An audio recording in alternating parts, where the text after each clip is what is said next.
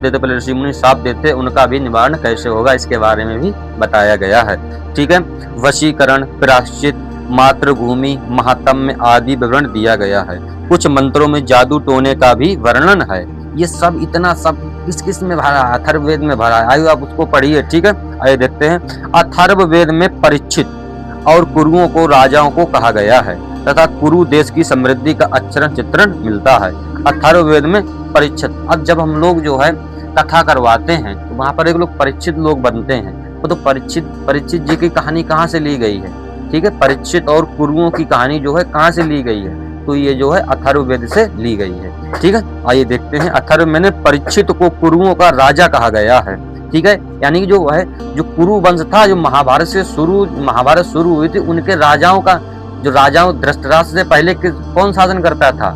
जो थे वो परीक्षित महाराज थे। कौन थे? परीक्षित महाराज। परीक्षित महाराज धृतराष्ट्र है। धृतराष्ट्र ने महाभारत करवाई और महाभारत करने के बाद युधिष्ठिर जी बैठे। युधिष्ठिर जी के बाद कर्ण का बेटा बैठा। उसके बाद जो है धीरे धीरे ये शासन चलता रहा। ठीक है, तो यहीं पर सबसे पहले परीक्षित आए। अथर्ववेद में बताया गया है ये कुरुओं का राजा कहा गया है तथा कुरु देश की समृद्धि का अक्षरण चित्ता मिलता है। यानी कुरु जो देश था ये काफी समृद्ध था। ठीक है, ऋग्वेद के टाइम में काफी समृद्ध था, काफी धनी था। ठीक है, इसमें सभा एवं समिति को प्रजापति की 2 पुत्रियां कहा गया है।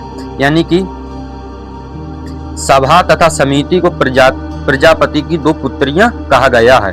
वेदों की भी कई शाखाएं हैं। वेदों की भी कई शाखाएं हैं जो वैदिक अध्ययन और व्याख्या से जुड़े विभिन्न दृष्टिकोणों का प्रतिनिधित्व करती हैं। साकल शाखा ऋग्वेद से जुड़ी एकमात्र जीवित शाखा है।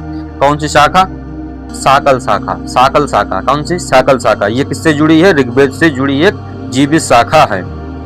ठीक है, और यजुर्वेद से जुड़ी शाखा का नाम क्या है? शुक्ल। क्या है? शुक्ल। और यजुर्वेद और कृष्ण यजुर्वेद 2 शाखाओं में बांटा गया है। ठीक है, और मध्य दिन और काण्व शुक्ल यजुर्वेद एवं वाजन कटक संहिता की से जुड़ी कटक संहिता। अथर्ववेद की 9 शाखाएं हैं। 9 शाखाएं थीं, ये ध्यान रखना। अथर्ववेद की 9 शाखाएं थीं।